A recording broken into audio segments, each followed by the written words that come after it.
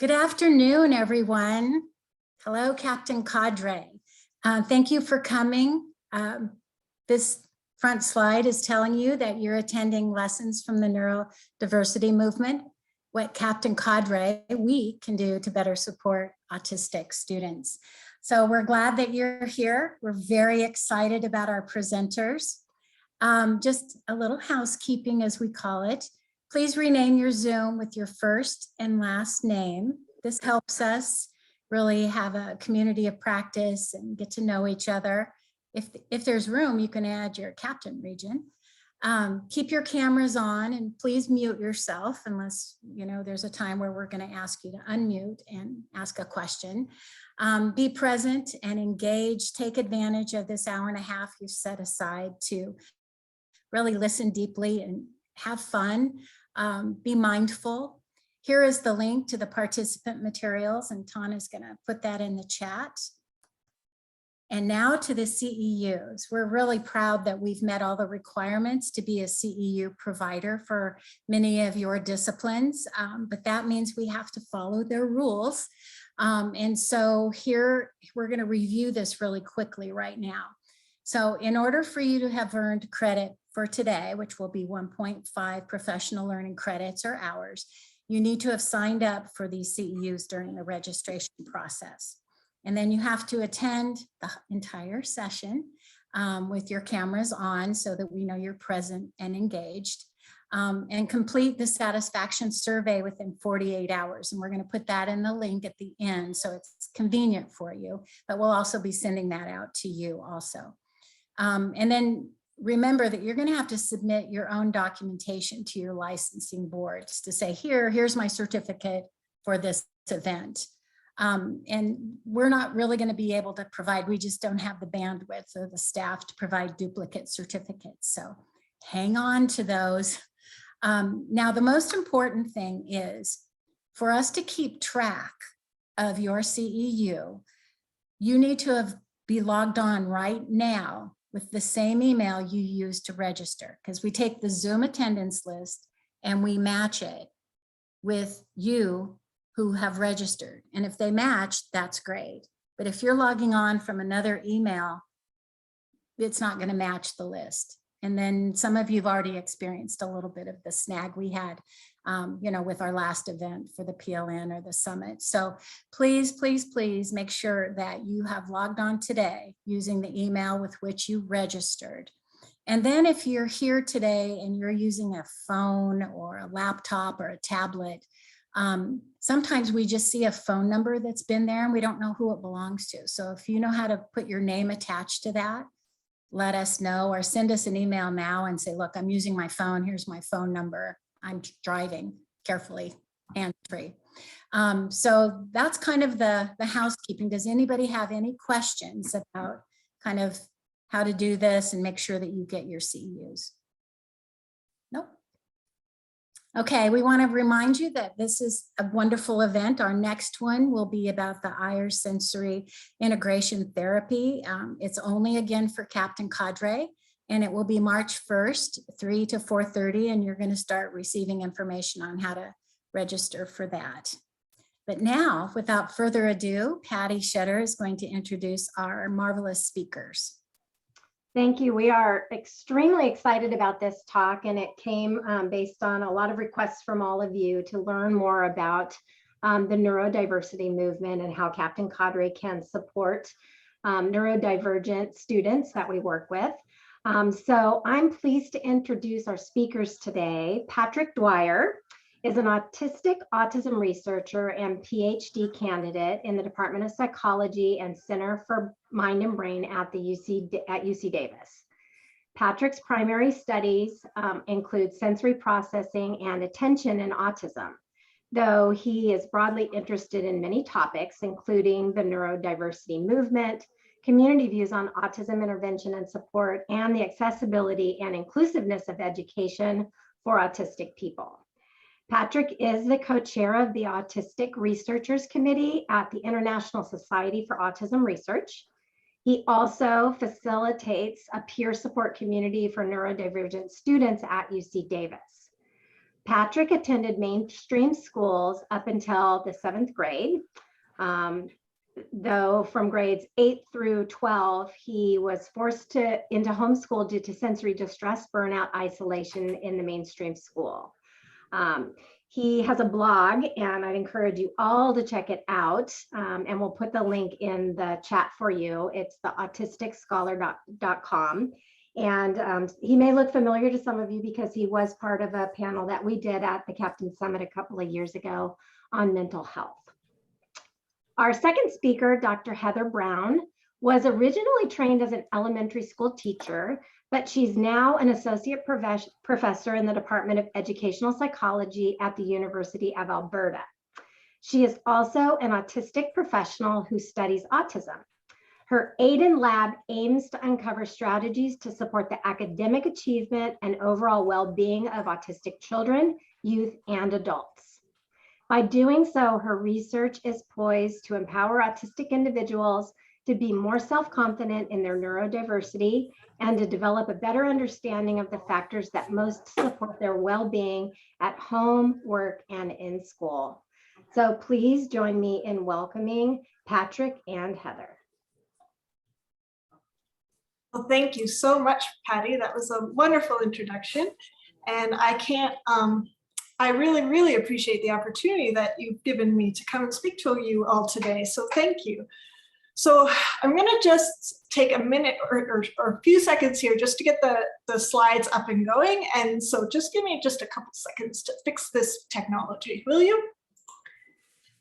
So while Heather's working on that, I'll just say, first of all, second what Heather said about your introductions, Patty. Thanks so much for the kind words. And throughout us doing this, please feel free to jump in, put comments in the chat. We would love to hear from you. I'll be keeping an eye on the chat while Heather is talking, and vice versa. So yes, please do engage with us. We would love for this to be nice and interactive because we know that all of you have a lot of experience, and we would love to hear your input. Okay, so I have almost got it going. I don't have the, when you have multiple monitors, this gets really confusing really quickly. And then you've got multiple monitors and multiple screens. So we did practice, but you know how this goes. So one more second.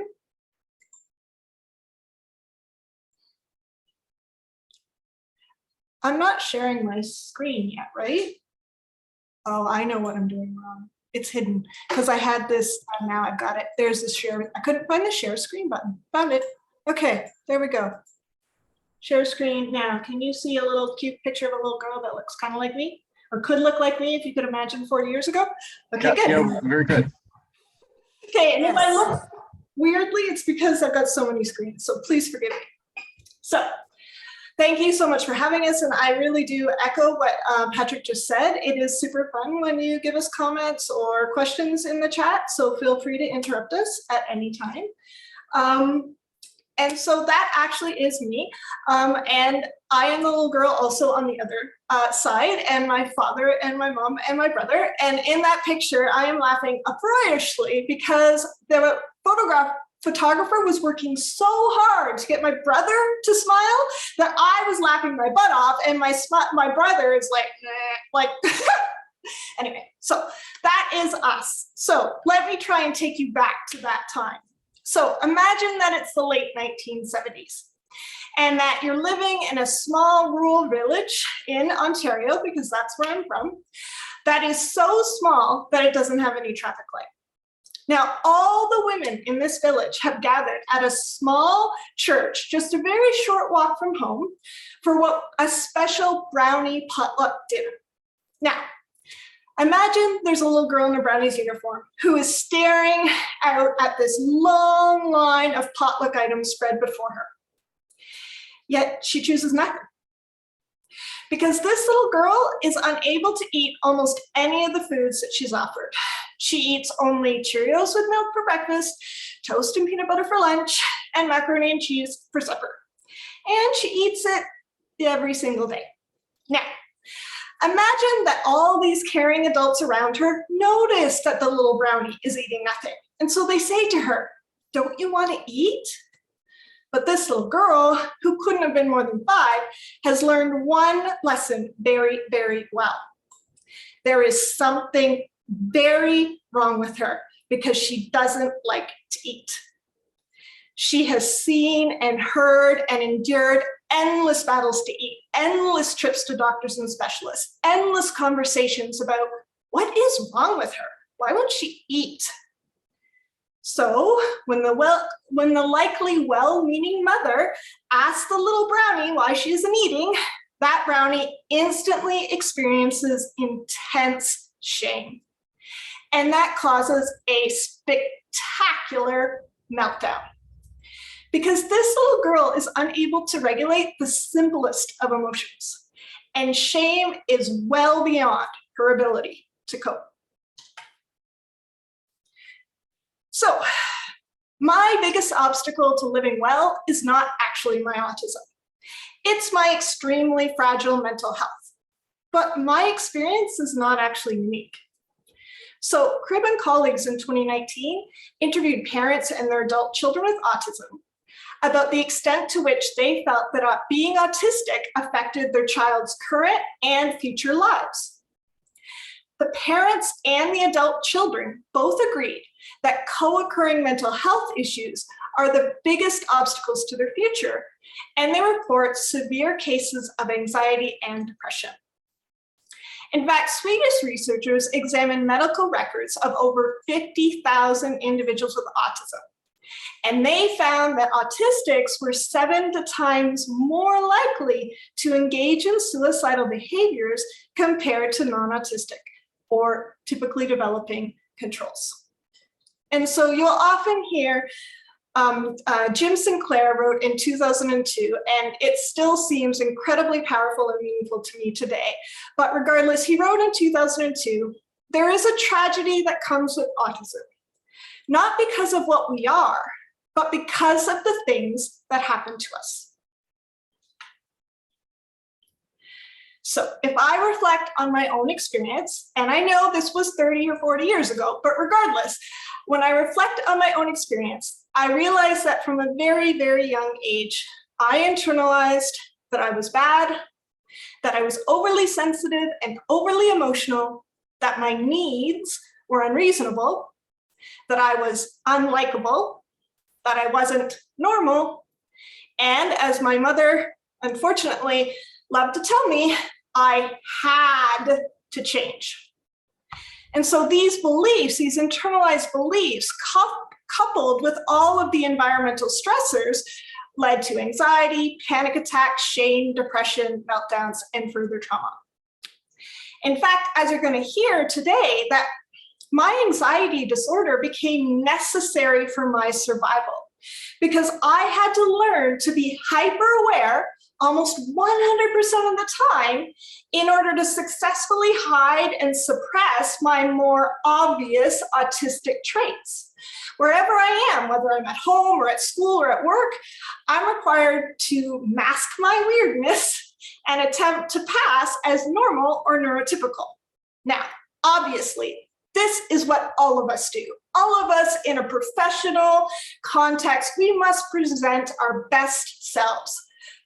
But there's a cost as well. There's a huge cost because if you're taught that the reason you have to present your best self is because you're broken or you're defective or because you don't know how to socialize properly, well, that leads to all of that other stuff that I was trying to talk about before. It's that shame that underlies that message that leads to these rampant mental health problems.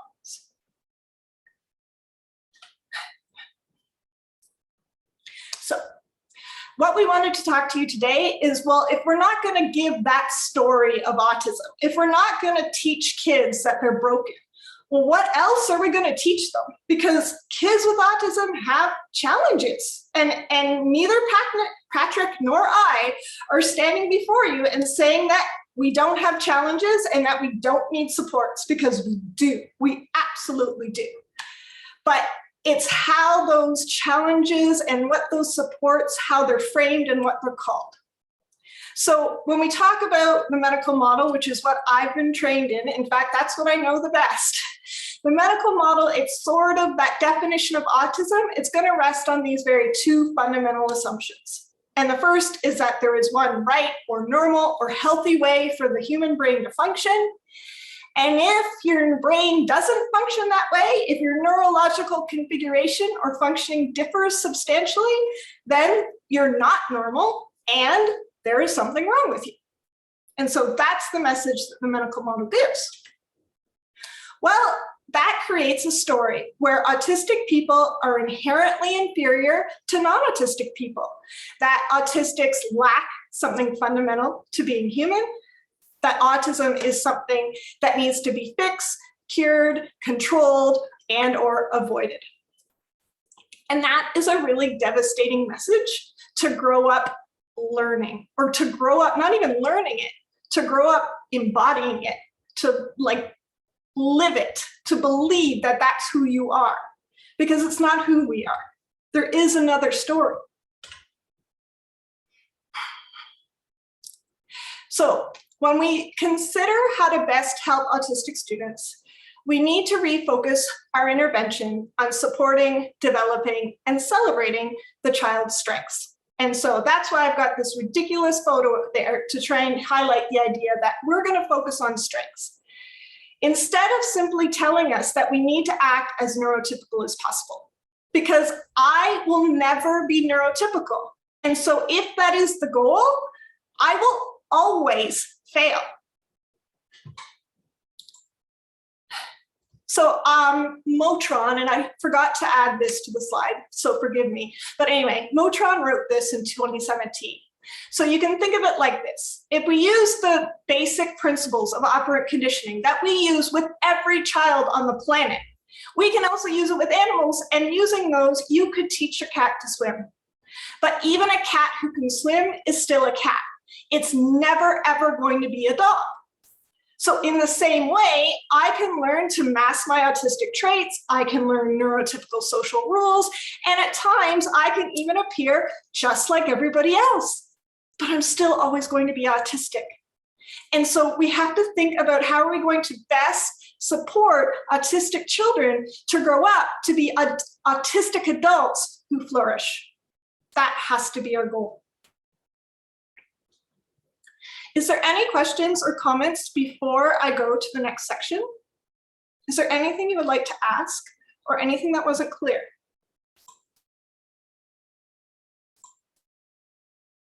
And I actually can't see the chat, so please just read out a question or comment if there is one. Doesn't seem to be any. Okay. Okay, I will keep going then. Sorry, I can't, there's too many pieces to this. I apologize to that. Okay. Heather, this is Anne. I do have to tell you, there's a lot of Canadians that you're relating to in our group. Oh, yeah? That's great. That's awesome. So Patrick and I are both from Canada, so there you go. Okay, am I moving my slides? No, I'm not, just a second. There, now they're moving.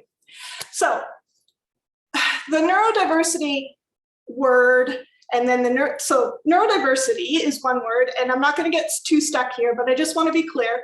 There's a neurodiversity as a word, then there's the neurodiversity paradigm, and then there's the neurodiversity movement. And all of those three things are actually slightly different.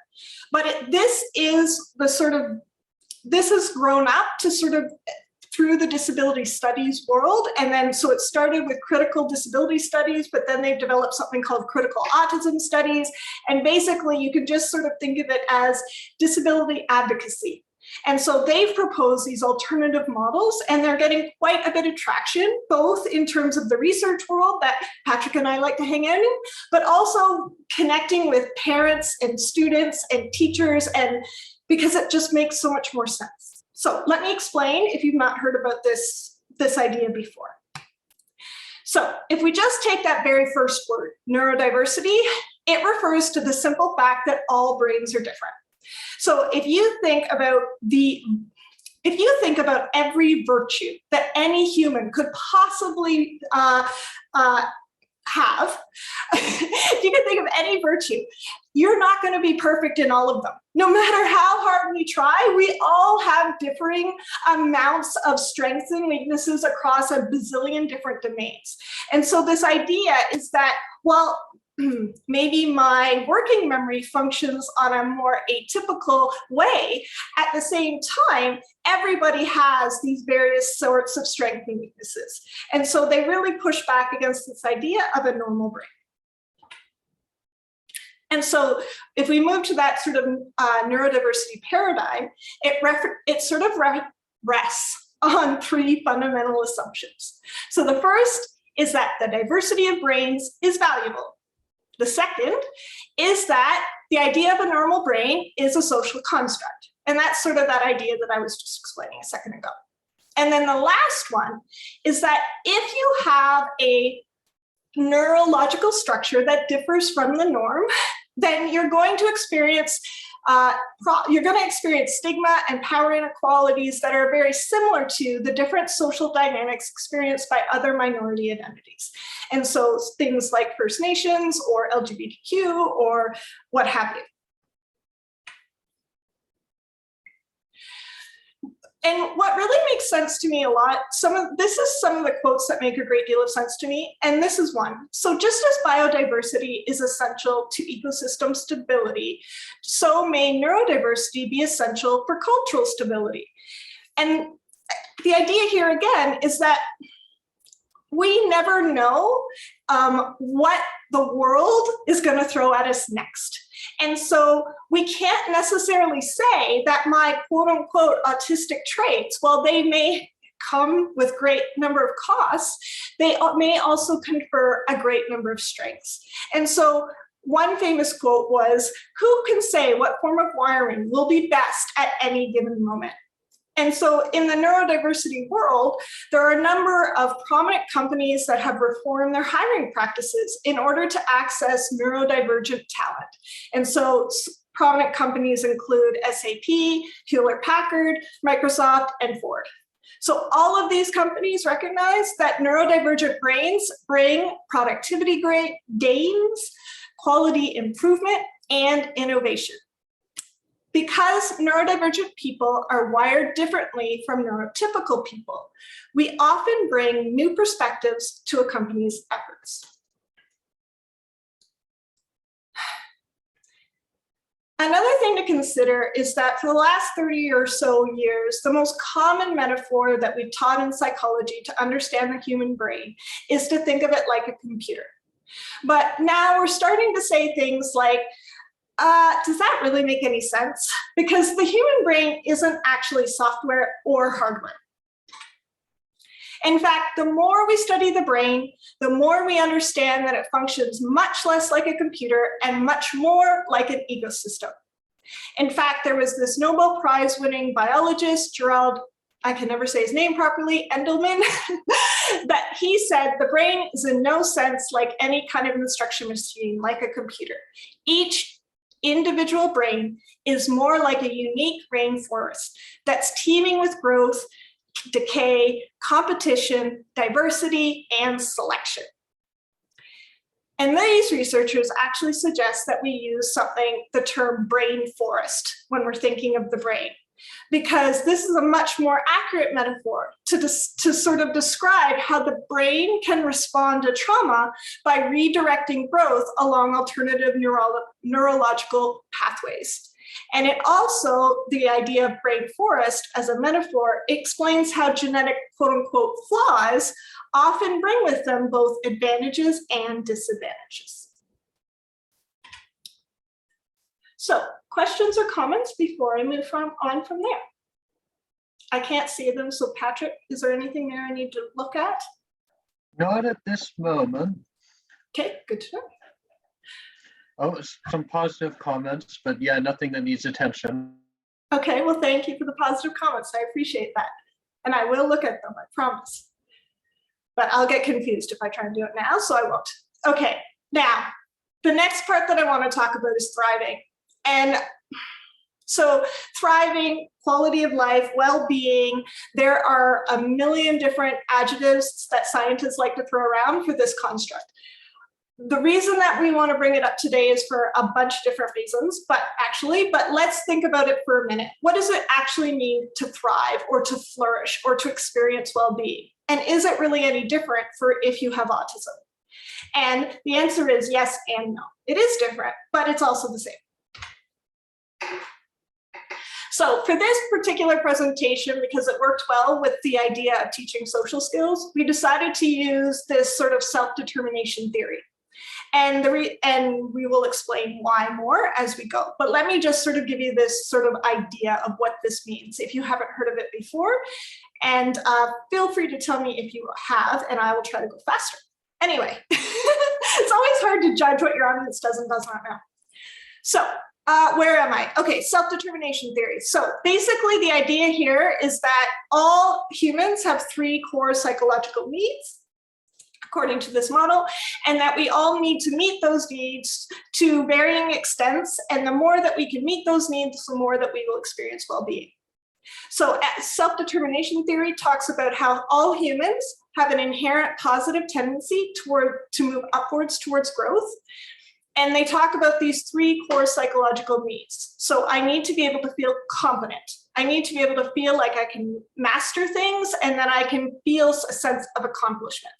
And this one actually is one of the ones that feels like it's the most meaningful for me, my autistic brain in particular, because I love productivity. I love the feeling of making progress. So like, you know how you have all of these cool things that you can do now, like sticker charts that we do for little kids. Like that's like, look, Mom, I got another sticker and I got another row and I got another line, right? Like sometimes we can get really jagged. I know that for me, I'm always trying to figure out, how can I figure this out? How can I understand it? And I love that feeling of getting things done well. So competence. Autonomy is the idea, obviously, of being able to make your own choices. And obviously, with all of the vaccine stuff, you can definitely see where people feel autonomy is very important. And I'm certainly not going to say it's not. And so basically, the degree to which a person acts according to their preferences, interests, and abilities. And then relatedness, the last one, is that feeling of belonging and connectedness. And so autistics, just like everyone else, we can feel empathy and we can form strong, obviously, emotional attachments to people that we care about. And so it's going to be really important for us to be able to figure out a way to do that. And so, of course, one of the things that we might need is social skills training. However, on the other side, we also need to feel like we belong, that we need to feel like we're valuable, even independent of whether or not I learn the social skill or I do it in the exact same way that you want me to do it. So those are sort of the key areas that we're going to be talking about today. Oops, I think I just did that slide. So let me I do that occasionally because I know what I'm going to say and then I get ahead of myself. Let me see what I want to say here that I haven't said. So I was talking a little bit here about how it might differ. So one thing that we have to take in mind when we're using any of these models was they were all designed using responses, generally on surveys, often on surveys from neurotypical or at least large populations of neurotypical people. And often these people were generally white and they generally lived in the United States and they generally were upper middle class. So all of this has to be taken with a very large grain of salt. So I've been thinking about this a lot, like how do we support the well-being of autistic people? This is sort of, and what does it mean to thrive if you have autism? Like, what does it look like? What is the goal? What do I want to be able to achieve for myself to experience well-being? And so with relatedness, one of the things, I did a research study a couple of years ago, and it was interesting that this might sometimes be expressed differently among autistic people. So for example, instead of like, while we all need to have a feeling of connection and we all need friends and people that care for us, autistic people might need those friends in a slightly different way than you might expect. So it might be that I only need 2 or 3 really close friends, and then I'm really happy, or I only need 1 or 2. Or I've also seen a lot talked about in the literature, this idea of animals and forming really intense relationships with animals. And even lizards, I've seen a number of examples where people will have really intense, and they'll show me them on the screen and they'll be like, look, Heather, look at it, loves me and stuff like that, right? Like, and I'm not saying that I necessarily would enjoy that, but it's still the same thing. If that is meaningful to me, then it's meaningful to me. And that should be the end of the discussion, right? I'm getting from that animal what I need in terms of meeting my social needs, or maybe I need to have a larger group. It doesn't matter, but we really need to sort of think about, like, while well-being is important for everybody, how we all experience well-being may be different, if that makes any sense.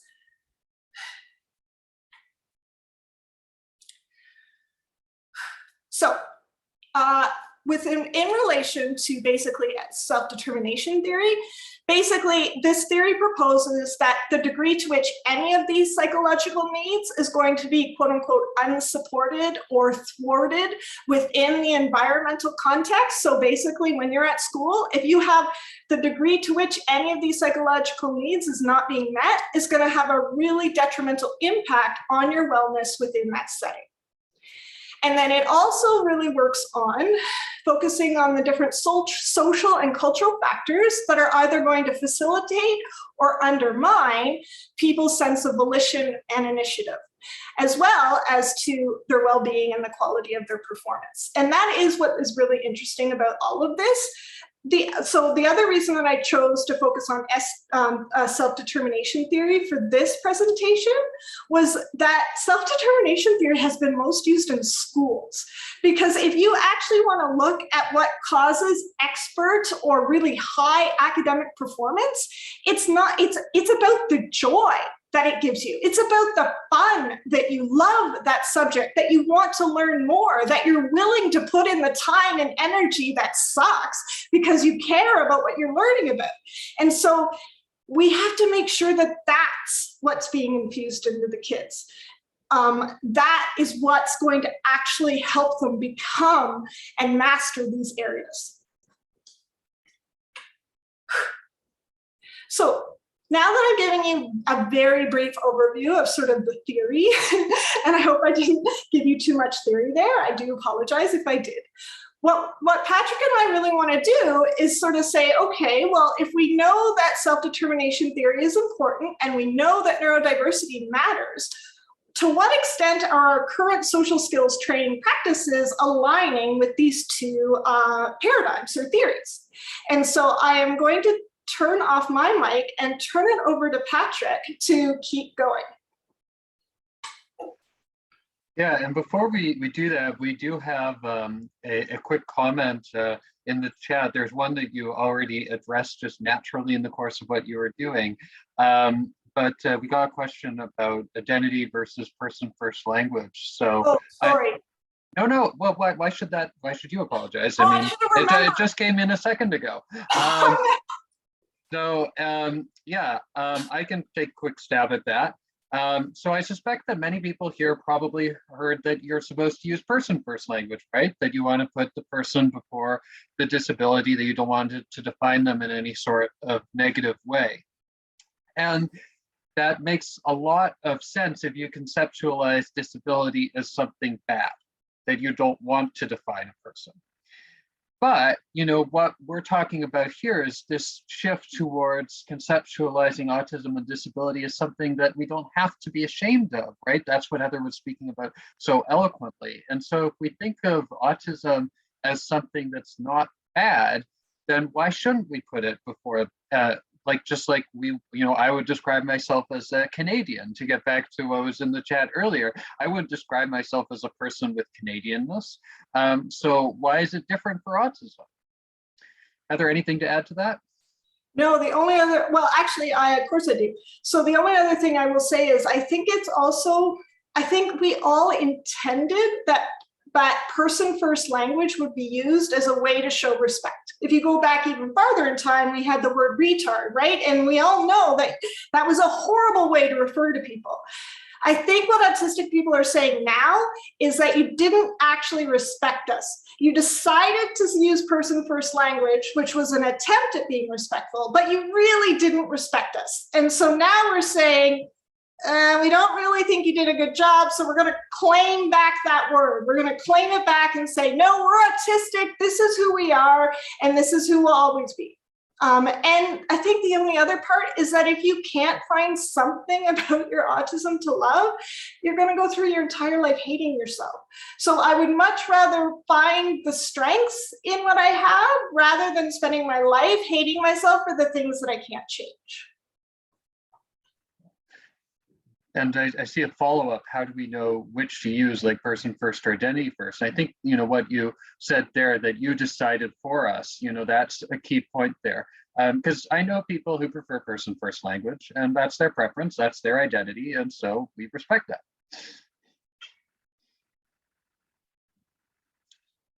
All right. Anything else on this? Well, I'm seeing plenty of positive feedback for you, Heather. How can we better conceptualize disability when an individual? Oh, no, sorry. Let me get through those, Patrick. I'll summarize. Okay, sure. But the only other thing that I will say is that I always tell my students to ask, and I always tell my students that they need to just be very aware. I'm sorry, I teach BEds, I teach Bachelor of Education students, so that's who I'm referring to. So I usually tell my BEds that in your schools, you're going to have to use person first because that's the rule, that's the social rule. But you need to be aware that this identity first is making a bigger and bigger movement. And so you need to ask both the parents and the kids how they want to be referred to, and then you just follow their lead. Mm-hmm. Yeah. So I'll keep going here maybe. And so if we could actually skip one more slide ahead. So Heather was leaving off with the question of social skills and, you know, how they're consistent with the sort of strength-based approach and neurodiversity. And I think if we do think about it, we'll unfortunately find that a lot of the assumptions that really underlie social skills turn out to be kind of problematic and inconsistent with these ideas. So if we move on to the next slide, for example, we'll see the assumption that autistic people lack empathy, whereas neurotypical people have it. Heather already pointed that out as a common assumption that we have, and it's so problematic on so many levels. I mean, first of all, when we're talking about a marginalized, vulnerable group of people who are bullied and victimized and rejected, and we're saying that they lack empathy now. Also, it's not true because, as Heather said, we have empathy, we have emotional empathy, we do care about other people. It's just that the sort of cognitive perspective taking and understanding of what somebody's thinking might be more difficult. That doesn't mean that we don't care about it. But, you know, let's say that we amend this assumption a little bit, and we say that the assumption is that autistic people struggle with perspective taking and that neurotypical people don't. That might sound a bit more reasonable, right? But I would still actually say that that's oversimplified because of the double empathy problem. So on the next slide here, communication is at least two ways. It's interactive. You've got at least two people who are communicating. And we're saying here that, okay, yeah, there's a breakdown in communication between autistic people and non-autistic people a lot of the time. But we're assuming that that's because of the autistic person. But, you know, if we go ahead to the next slide, Kristen Batima-Patel, who's done some great critical work on social skills, did this study where she asked autistic people what they thought about social skills. And one of the participants asked this crucial question: if it's taking so much effort to help an autistic person interact with neurotypicals, then why are we assuming that a neurotypical person can easily understand and interact with an autistic person? If this is so difficult, why are we assuming that the difficulty is only coming from one side of the equation? If it was, wouldn't, you know, it'd be kind of easier to address that? So if we go on to the next slide, there's actually a really fun study that was done by Catherine Crompton and Sue Fletcher Watson and some other researchers that's leveraging the telephone game, which is what we're going to call it. Some of you may know this under less politically and socially appropriate terms, which we are not going to use because that would be racist. But the basic idea of this is that you have some message that's passed along a chain of people from neighbor to neighbor, and with each retelling, it gets more and more garbled, right? Which makes it a fun game.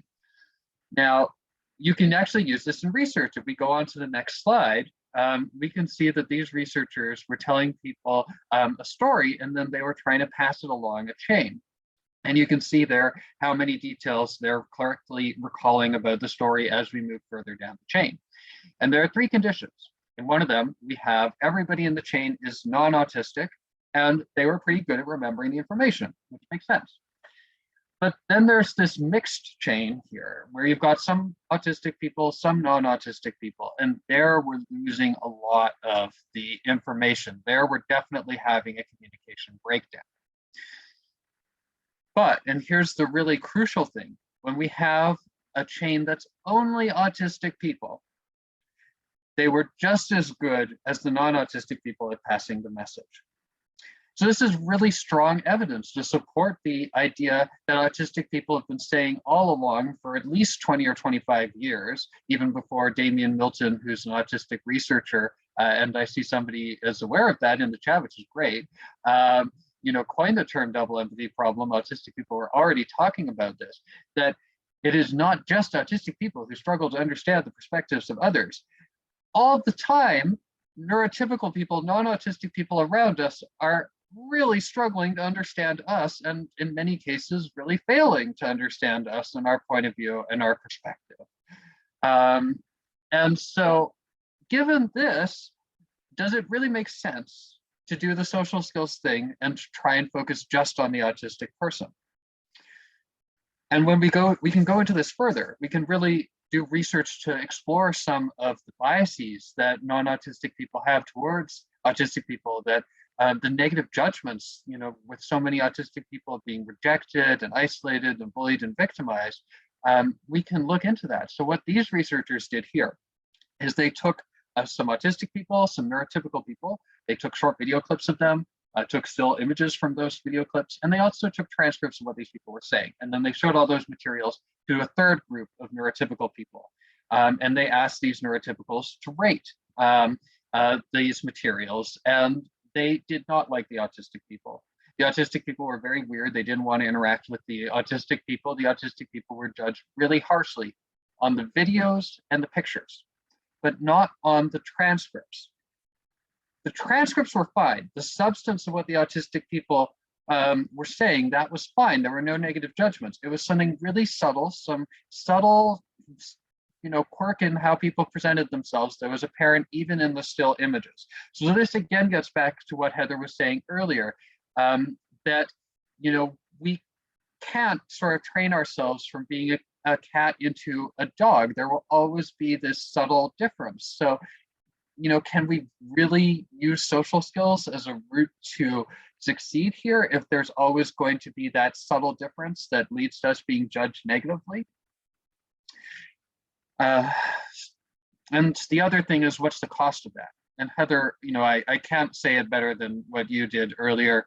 The camouflaging, the masking, the denial of who you are. This is something that we have to do because we know that people have these negative judgments about us. It's abundantly clear in our experiences as we're rejected by people around us for being different, that this is something that we need to do something about. And so we do camouflage, we do try and hide our autistic traits, and it is not something that can easily be done. So on the next page here, we have some quotes.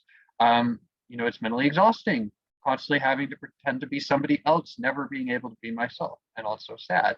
And why is it mentally exhausting? Well, because it involves constantly overthinking all of these things, what to say, how will it come across, what others are and aren't saying, connotations of words, sentence structure, emphasis, body language. This is a social interaction. It's happening in the moment. You need to provide your response instantly. You cannot take a 1 or 2 or 3 minute timeout to think about this and be like, I'll get back to you in 3 minutes. Just wait patiently while the conversation is paused. That doesn't happen in the real world. You need to have the response instantly. And can you imagine effortfully, consciously thinking about this every day of your life while you're trying to pretend to be somebody that you're not because you feel that who you are is wrong and will result in you being rejected by other people? No wonder camouflage. Right? It's exhausting, right? There's nothing else you can say beyond this is exhausting and it leads to an anxiety disorder. That's the definition. Yeah, and there is plenty of quantitative evidence of correlations here with mental health, with suicidality even. So is our social skills training potentially taking us in this direction by trying to get autistic people to change? I think that's a really important question that we have to ask ourselves and be really careful about. All right, so I think here was where we were going to take a break, right? Yes, a break. Okay, cool, because you've probably been having a long day as well. I'm sure this is not the start of your day. So please, take a 5-minute break. We will reconvene in 5 minutes. If you're really engaged and want to contribute, you can answer any of these questions in the chat, but you can also just take a 5-minute break and be gone and back in 5 minutes. So yeah, we'll literally start at 5:50, and we'll really start at 50 minutes on the hour. And if you have any questions or comments, please just let us know.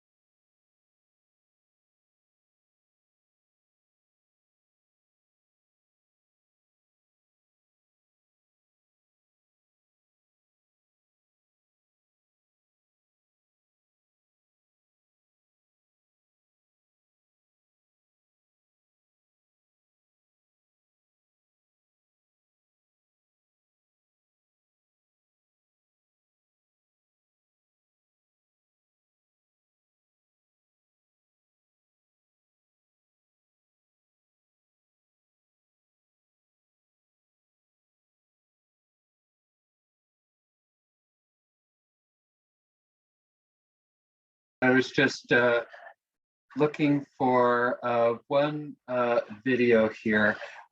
So I saw that there were some questions about ABA, which is, a super important topic. And there are definitely a lot of critiques of ABA-based interventions coming from the community, a lot of people in the community who believe that ABA is inherently and,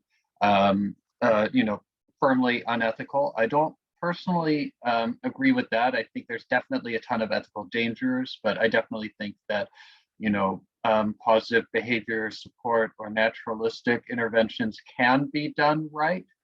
And that it's very important that if we are going to do that, we try and do it right. So if we're doing some positive behavior support, when we're thinking about what kinds of behaviors we want to be looking at, let's make sure to attend to the double empathy problem and not just be, trying to suppress behaviors that we perceive as inconvenient, but really trying to use the behaviors to understand what's going through the person's brain. And if, that's something that is reflective of them being stressed. I also have a commentary that I co-authored here that goes into a bit more detail about naturalistic interventions. I'm trying to find this video of Heather. Oh, I can put it up. Don't worry, you go, okay. And we'll put in that link anyway. But last year at the Neurodiversity Summit that is hosted by the UC Davis Mind Institute, I spoke on this issue with Dr. Alvin Stamer, who is like incredibly intimidating, just FYI. Like, she's lovely, but her fame is incredibly intimidating. She's got a lot of work in this sort of idea of naturalistic behavior interventions. And I didn't say that right, so forgive me. Anyway, we'll put the link to that YouTube video in the chat so you can sort of think about some of those key ideas. But today we're more thinking about, okay, well, how is social skills traditionally taught, and in what ways could it be damaging, and in what ways could it be supportive? So I hand it over to you, my friend. Yes, right. So let's go through this next bit pretty quickly because I feel it. So yeah, let's skip to the next slide here. So really quickly, we had an example from the peers social skills intervention, which I suspect many people here know an awful lot better than I do, which is certainly the most robustly evidence-based supported social skills intervention. It was developed by Elizabeth Laugesen, and we pulled an example out of a book that she wrote called The Science of Making Friends, just to illustrate how complicated this stuff really is. So if we can just skip on here, perfect. We have a set of steps for how we're going to initiate a conversation with a stranger. So we're going to casually look over at the person. We're going to grab a prop, like maybe we have a phone that we can look at to sort of disguise our interest in the other person. We're going to, well, we're covertly looking at them, but disguising our interest so as not to creepily stare, look for some common interest that we have with that person, make a reference to common interest, and then have an interaction where we're trading information back and forth about that interest, so a topic-oriented interaction. And if the other person seems like they're interested, we can finally introduce ourselves. And there's a lot of stuff in here that I love. For example, introducing yourself being last in a conversation with a stranger that's just starting, that makes a lot of sense. I've never started an interaction with a stranger that I can remember saying like, hi, my name is Patrick, and nor have they done that to me. But, it is a bit oversimplified. So Kristen Batima Vattel, whose name has already come up, writes that, it's not necessarily about a topic when we're trying to initiate an interaction. Oftentimes, we're initiating an interaction with a stranger by finding something in the immediate social context that situates the people as being involved together in some way. So for example, maybe they're waiting for a bus and they have a conversation about that. This works especially well if the bus is late, and then they can bond over their shared irritation at the bus being late. And we can skip over to the next slide here. In fact, this whole idea of a social interaction that's, organized around a topic and involves sharing information about a topic is kind of, well, honestly, it's a very autistic way to interact. I like that kind of interaction sometimes, but a lot of social interaction is not that. People have goals, they're pursuing objectives, it's action-oriented, it's performative. You're trying to show that you're interested in the other person and, demonstrate things to the other person through what you're doing. Or maybe you're doing the opposite, and maybe you're trying to subtly denigrate the other person. You could do that too, although I wouldn't encourage it for moral reasons. Or maybe you are sharing information, but it's not topic oriented. Those conversations I really love that are about sharing information, they don't stick on one topic, they bounce around back and forth. So the overall point here is not to get too lost in the details here, but I just wanted to take us through this because we've seen that we had 7 steps, and we did not see this, but it was in the original book that there's a lot of sub-steps and nuanced considerations under each of these 7 steps. So it's more than just those 7 steps, but they left out a lot of information. And so getting back to what we were saying earlier with the camouflaging and how difficult that is, because there's so much stuff that you have to do in the moment, are we asking too much if we're expecting them to explicitly learn all of this and be able to consciously think about it in a social interaction? This is where things get exhausting and ineffective. So this is why I think, it's important to recognize that this social stuff, it cannot be learned just through explicit teaching alone. There needs to be procedural learning by doing, otherwise it will never become automatic. And to be fair to peers and other such like curriculums, there is role playing that's built into them. There is homework that's built into them, and that's essential because I'm sure that it wouldn't actually have an evidence base supporting it if it didn't. So that's great, but I think we can do that even better. I think the way that it's being done now isn't necessarily perfect, and we'll circle back to that. I'll just leave that dangling a bit for now.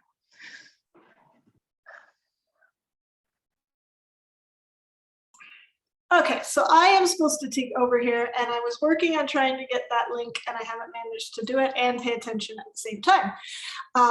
So we will get you that link as soon as we can, but now I've got too many screens. The other problem is that your computer slows down a great deal when you're doing this stuff on Zoom. And so every time I try to move a screen, everything just sort of doesn't move at all. So we will get you that link. So what we're going to do now is Bettina Patel and a bunch of colleagues, they asked 33 participants with autism to reflect upon their experiences in social focused interventions. And so what we thought we would do now is share with you the actual perspectives about what these autistic adults found was helpful and what was harmful. So to help sort of give you a bit of a guide of what you might need to do differently. And then at the very end of the presentation, although I recognize we're only already almost an hour in, but at the very end, we were going to take you through some of our suggestions or recommendations for ways that can be improved.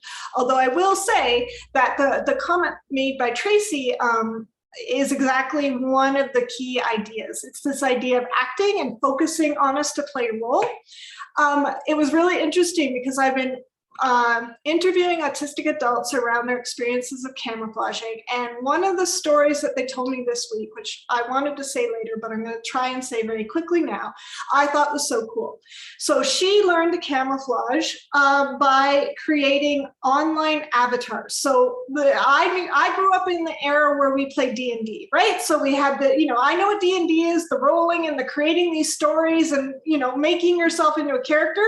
But apparently, since the world has gotten more technical, and I didn't realize this, we now can do this online. You can create, you're almost like an avatar of yourself, and then you can go in and you can play a character. And so this participant was describing how she had learned social skills by playing different personalities in these environments. So, for example, someone like me who tends to be overly apologetic, perhaps I would want to create an avatar that was a bit more arrogant, that was a bit more confident. And then I could pretend to be that human or that person within this online environment in a way that A, respects me and the agency of everyone else around me. It's not about me learning, it's about me wanting to play.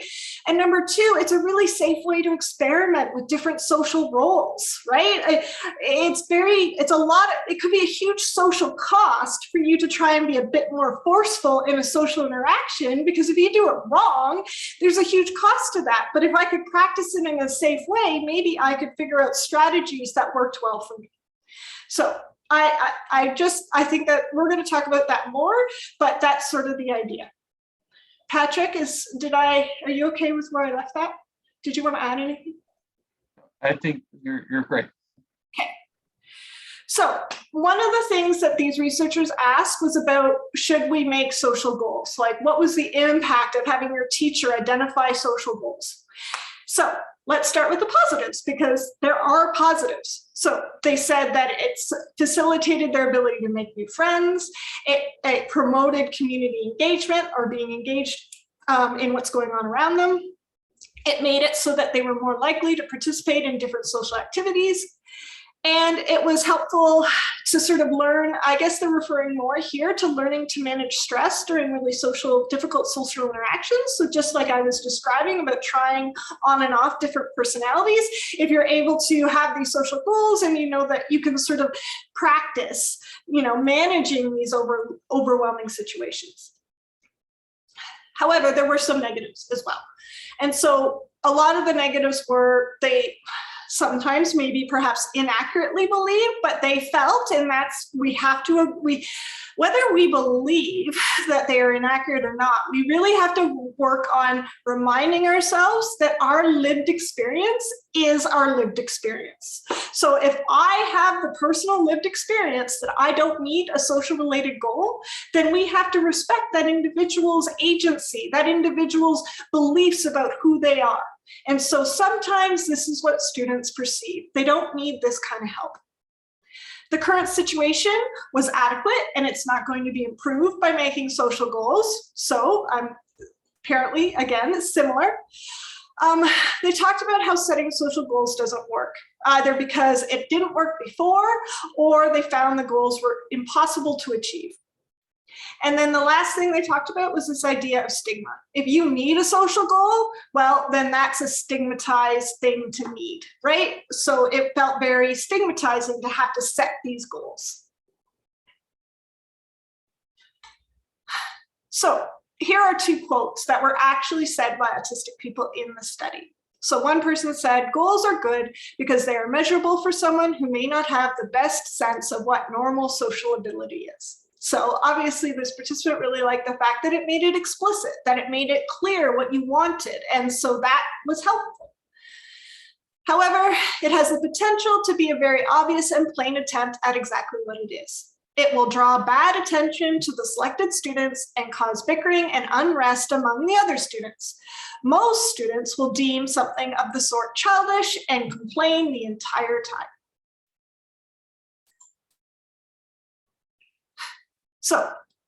So now the next sort of piece of this is this idea of, well, what if we involve teachers and adults in the social intervention? What is the impact of that? And so again, there's always going to be positives and negatives. So the positives are that it can really help. It can grease the wheels to get a social interaction going.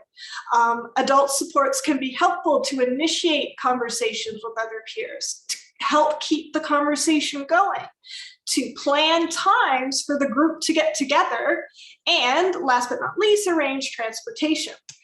Personally, that planning times to me, that actually is a huge thing, I think. I certainly noticed that with my lab meetings. So when I have my lab meetings, many of the students in the university can attend if they should so wish to. And I often get a good balance of neurodivergent and neurotypical individuals. And it's super fun because we talk about all of these different theories and we sort of play with them. But it is interesting to me how much having that planned social interaction makes it possible for us to be socially interactive. Like I knew exactly when it was going to happen. It was in my calendar. I was given reminders. Everybody organized it for me. I know what to expect. So like having that kind of executive functioning type support often is what we desperately need. But I guess the other point of that is that it has to be personally meaningful. So just giving me executive functioning support so that I have to go hang it with a random group of kids that I probably don't like, that's just going to be intrusive and overwhelming. But if I really want to do this thing, if I really want to learn to hang out with these kids or learn to play this game or whatever it is that we're doing, then yes, please give me that executive functioning support so that it makes it easier for me to learn these skills. Patrick, is there anything you want to say or interrupt me where I am right now? I think we're good. Yeah. Going? Okay. So they also talked about how this can be intrusive, and they talked about how, let me see here. I can't totally see the slide on my screen, but that's okay. So basically they talked about how private lives, they felt that the adults were basically intruding into their private lives and that the teachers weren't not necessarily easy or even somebody that they necessarily wanted to talk to. Some reported that they would prefer the adults play a minimal role, and some felt that very strongly. And when they had those types of strong views, they were talking about privacy or wanting to be able to talk about things that are considered off limits.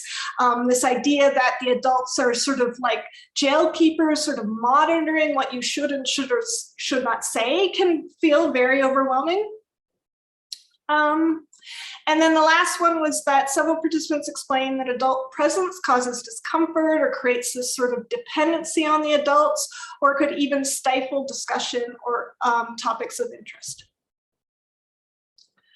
Okay. And then the last thing was a lot of the comments focused on recruiting peers, so like recruiting other kids to the intervention. So if you're going to, a lot of these groups, these social skills groups, they involve working with another a neurotypical peer or groups of peers and trying to make friends with them. Alternatively, they're only being taught to the autistic kids. So those are sort of the two models that a lot of people describe. So recruiting peers. So positives is that it might widen our social circle, or it did.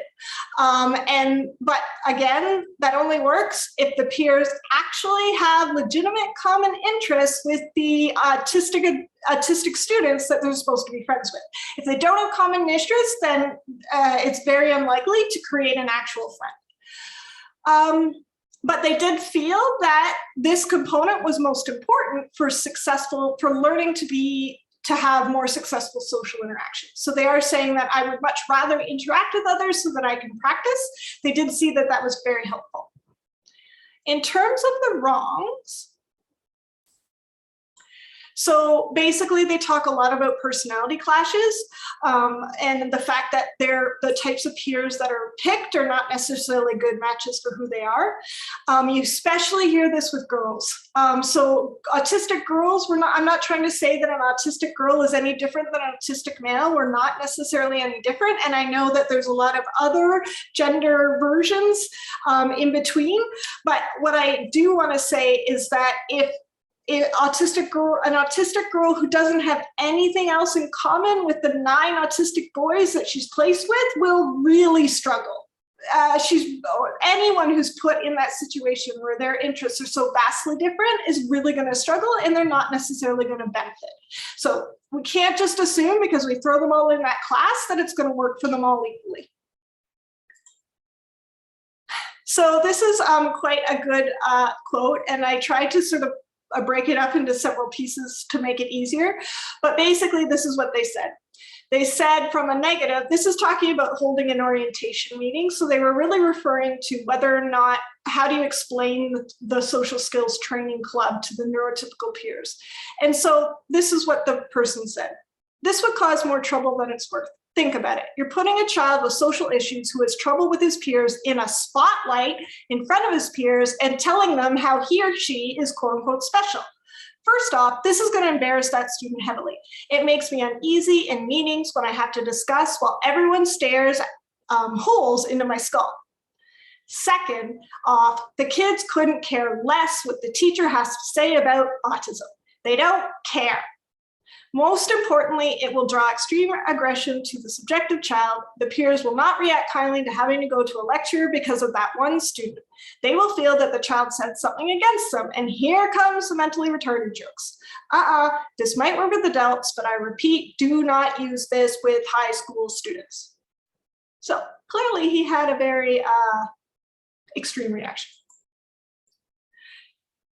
There were some positives, of course, the idea that maybe this will educate others about autism, or it provides an opportunity for positive social interactions.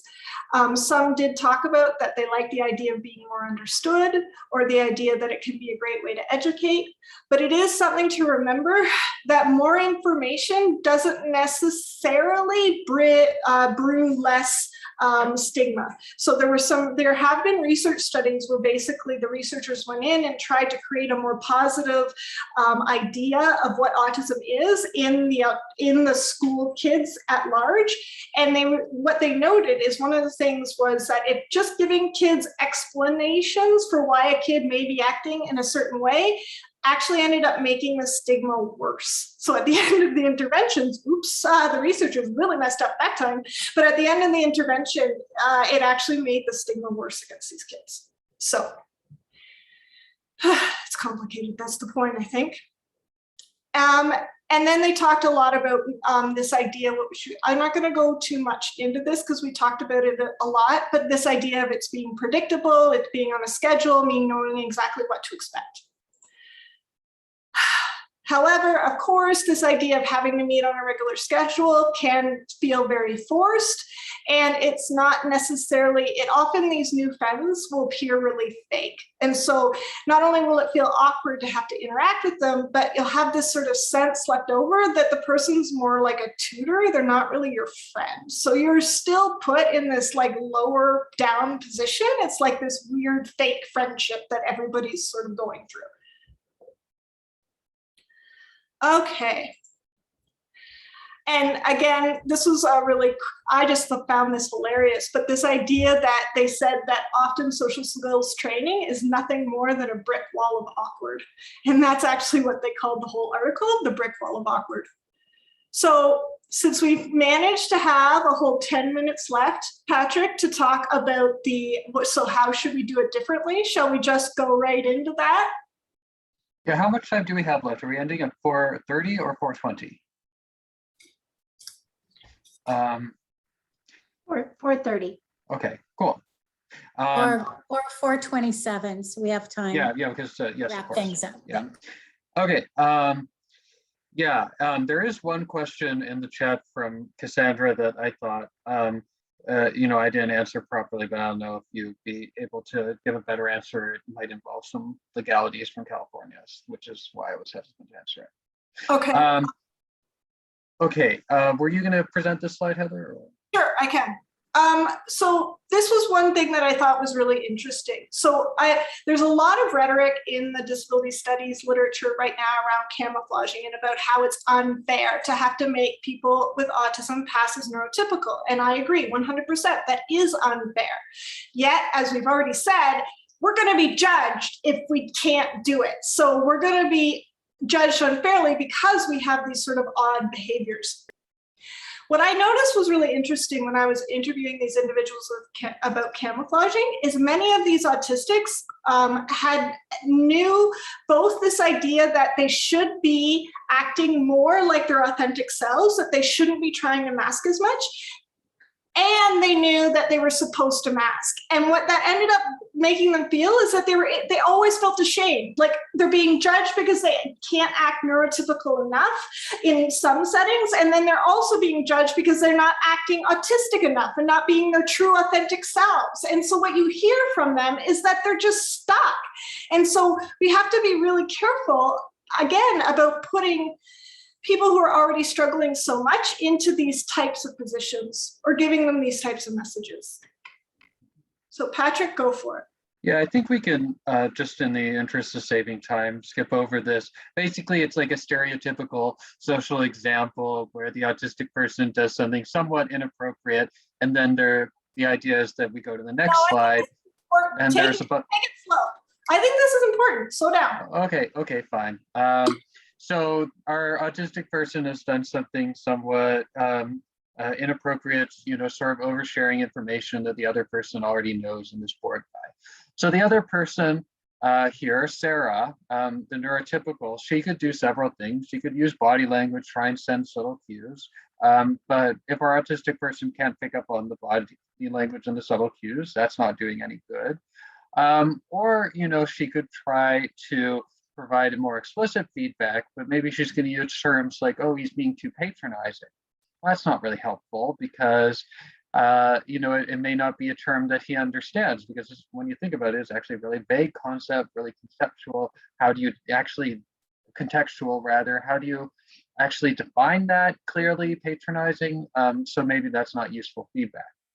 Or maybe Sarah tells Adam that he's just being rude and he's mansplaining when he's providing all this information that she already knows. But maybe this backfires, and now Adam is feeling super defensive because he was going into this with the best of intentions. He just wanted to share some information about his interest and maybe even help the person by teaching them something. So now he's defensive and he's not learning anything from that either. Or unfortunately, we have to recognize this, that yeah, sometimes people are not going into this with any of the good intentions in the first three examples. Maybe Sarah's just going to let Adam make himself look weird and different and then laugh about it with her friends later or something. Patrick, I want to interrupt you just for a second. Yes, please go. I think I lost the global here. So the global here, just so, in case anyone lost it with me, was that the idea here is that in a natural social interaction, if I do something like oversharing, and that's going to have all of these possible outcomes, but a lot of them are. I'm getting to it. Go to the next slide, and I'll bring it all together. Yeah. So the point here is that none of these, none of these outcomes are leading to social learning. Many of these cases, the autistic person may not even know they've done something wrong, or they may not have any sort of idea about what to do about it, or what to do differently. So the point is that in the absence of really explicit social feedback, there's not learning happening. So the point of this is to go back to this whole question here. We've been critiquing social skills training, but we want to be practical, we want to be realistic, and we want to recognize that there are times when the sort of explicit social feedback is necessary and helpful. So actually, we can circle back to this slide, but if you want to skip ahead to the next slide after this for now, and then we can circle back to that slide. I think that, and Heather, feel free to break in again if you think I'm being unclear at any point. Is that we don't want to be unclear, whether when we're presenting to a group of people like me now, or whether when we're trying to provide this feedback, we want to use terms and concepts that the person will understand and have in their repertoire. But we want to be careful when we're doing it to protect their dignity and not shame the person. There's actually a really interesting concept called rejection sensitivity dysphoria that is becoming increasingly popular in the ADHD world because it really resonates with people there. This is the idea that people with ADHD are more sensitive to signs of rejection, negative feedback, and signs that there's any sort of inadequacy. And I think that this concept has a lot of relevance in autism as well. So we always want to protect people's dignity because people are people and we want to respect their dignity, but it may be especially important because of this sort of rejection sensitivity that we see in so many neurodivergent people. So we definitely don't want to be making a production of any feedback we're delivering. Certainly we don't want to be delivering it in front of other people besides the individual concerned. We want to do it in a non-judgmental way. And if we can, use humor or or at least cushion it in some positive comments. And when we're delivering this feedback, I think it's super important that we deliver it in the right way, because a lot of these social rules are really arbitrary. And a lot of the time they're super irrational. And you can sort of point that out and be like, well, why do we do it this way and not that way? There's so many social conventions that are just silly, right? And if you are constantly being negatively judged by other people because you're not doing it in the right way, it's only natural that you would be kind of annoyed about being subjected to all of these unclear, vague, arbitrary conventions that nobody's bothered to explain properly. And so it is only natural that you would be somewhat resistant to that idea and saying, well, no, why is it this way? Why not that way? Doesn't necessarily help either to just say, well, other people will judge you negatively because, well, that's unfair. So I think it's really helpful here to try and, refer to other people's reactions and, how the person's behavior might make them feel. So if we go to the next slide, I tried to bring some of this all together in a concrete example. So our neurotypical person who is facing the too much information could say, well, that's a lot of great information, Adam. So we're starting out positive, trying to protect dignity. But I hope you wouldn't provide so much detail to other people, especially without asking them if they need it. So we're trying to be concrete here in providing the information. I know you're just trying to help. So again, trying to keep a positive focus, but some people might be worried you think that they are incompetent or they don't know what they're doing. So we're trying to add information and refer to how this is going to be impacting other people. So this may not be perfect for everyone. Different people are different people and going to be different, but I think that's useful. Now, if we could flip back a few slides, I had that other slide I wanted to go through as well, because there have been a lot of comments about like, okay, what should we do, right? As opposed to what we've been doing, which is oftentimes just been saying the wrong way of doing things, which is always, oh, well, it's easy to say that, but what would you do differently, right? But I think, what we've been saying a lot has been the importance of doing these things in a way that's comfortable. Like you were talking, Heather, a lot about, finding the right sorts of peers, people you can connect with. That really changes social interaction for me. I find that it comes much more naturally when I'm with people that I genuinely feel connected with, when there's some common interest, something we have in common. I'm there because I'm enjoying myself. And I can feel relaxed and be myself. And then, the social things actually come more naturally because I'm not spending all of my time worrying and being anxious. And I think that's where we can really start to see some of this procedural automatic learning happening. And so this could be as simple as just trying to find people that you think the person could connect with. Potentially neurotypical people who have similar interests, or potentially autistic people. I think there's often this sort of idea that you shouldn't put autistic people together because that's not inclusive or something. And there's a time and a place for that, which is where the person doesn't want to be with other autistic people because they're feeling warehoused, and that they're being singled out and treated as though they're inferior. But there's also the time and the place where the person just wants to hang out with people who are similar to themselves and actually enjoys that. So as long as you're respecting the person's autonomy and self-determination and it's their own choice, I think it's totally appropriate that the people that they might hang out with might be other neurodivergent people. So I think that sort of, natural social practice is super, super important. And I also think you can sort of replicate that some with activities and things. So this is a picture that I showed at the Captain Summit a couple of years ago. This is me in a theater program that included, some autistic people, some non-autistic people. And it was a great form of social practice, allow me to step beyond myself and try and inhabit other roles that I would never think of ever trying to inhabit if I was myself as Patrick McGuire, but as somebody playing a role, it's a really unique form of social practice. It was, I think, super effective form of social teaching. And the key thing here is that it was not sort of described as a therapy program. We weren't going through any sort of elaborate production of like, oh yeah, these are the sort of intervention goals to work on, and we're going to use these activities in order to target these social goals. It was just like, no, we're going to come here and we're going to do theater together for the sake of theater. And any social learning comes out being incidental. And I did hear there was a comment in the chat a while back about like, well, we need to put something on the IEP, or we need to and you could also say, well, we need to get the person's assent and make sure that we're doing things ethically that way. And I agree with that. You can have that conversation. You can identify some sort of objective to put in the IEP. You can get the person's assent that they want to do this, and then you can just go on and do it without making a big production of how this is all like an activity in order to correct the deficits that are preventing this person from being, a fully realized human, or whatever the underlying message of so many of these interventions ends up being. All right. Okay, Heather, over to you. Great. So I only have a couple of small points to add, although Patrick has done a fantastic job. I want to tell you one more story that I learned from one of these autistic adults that I was interviewing. They were talking about being cadets, and I don't know, it's called cadets here in Canada. I don't know what it's called in the States, so forgive me, but essentially it's like Boy Scouts for teenagers, right? So they go to cadets to train to be soldiers or to get some practice in being soldiers, essentially.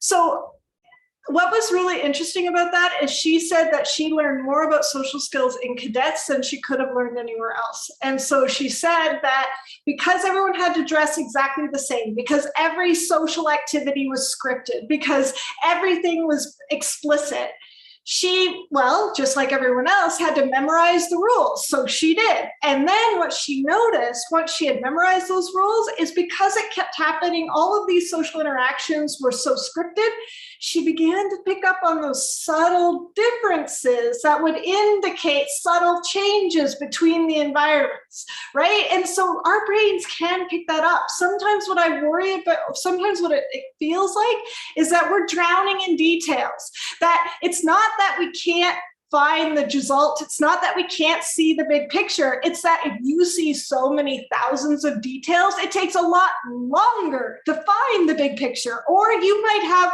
an attentional hiccup on some small detail and you miss half of them. But the point is that that environment really helped with that type of issue, because we could be able to quickly see where the small differences were, internalize them, and then have them become more natural for us. So I did find that that was a really cool story that I thought I would share. Yeah, I have other stories like that. I'm just gonna break in for 2 seconds. Don Prince Hughes learned social skills from gorillas because people were too overcomplicated. For exactly the same sort of reason. And I enjoy hanging out with other autistic and neurodivergent people because, yeah, if in some neurotypical groups, it's like I'm drowning, there's too much stuff that I don't understand going on, too much subtext, and I just can't do it. But, if I'm meeting other people who are closer to my level of social skills, that's actually a better opportunity for useful practice. Although it would probably be like really bad if we suggested that that's what would be an intervention technique. So we won't go there. I think the point of all of this is this idea of strength-based education. And so if you really think about what I've been trying to figure out what strength-based education means, because it's not clear, because I know I've got challenges, right? Like that's clear that I'm going to struggle in certain ways. A lot of the reasons I struggle is because my working memory works in such a way that most people's don't. And if everyone's working memory worked like mine, I wouldn't struggle so much because the whole world would be rearranged for our kind of working memory, right? And so all of the different supports that we would all need would be there. Okay, so I admit that the world is the way it is, my working memory is the way it is. But if you tell me that I have to do my working memory practice all day, every day, that's something that I hate, something that it's brutal for me, I'm just gonna hate it. I'm gonna hate every single moment of it. But with my son, what I found was really helpful for him, because man, that kid did not want to cooperate or learn anything in school. But what I found was really is this idea of hooking them to find their passion, find something that they care about, and then make them practice the thing they don't want to do because they're so sucked into the thing that they care about. So for my son in grade 2, this is my best example. He was addicted to Minecraft, like many little autistic boys are, and he loved it. And so I was able to trick him into doing this really important creative science project based on all of these, methods, results, conclusion. And you know what he did? He blew up stuff in Minecraft. He created experiments and then watched, or created machines and watched how fast it was to blow them up. Now, yes, that hooked my son, but that's exactly what we need. We can hook them and then we can get them to practice those things. And and that's how we end up experiencing well-being. Sorry, go Patrick. Yeah, no, I think that's a perfect place to end. But Anne, you have your thing to say about the surveys, and we are a bit over. Sorry. Yes, and we did so. If you want to ask questions or comments, I'm happy to stay around for a few minutes and answer them. I apologize that we went right to the last minute. We really did want to engage in a discussion, so do apologize for that. But Patrick, do you have anything that you would like to say?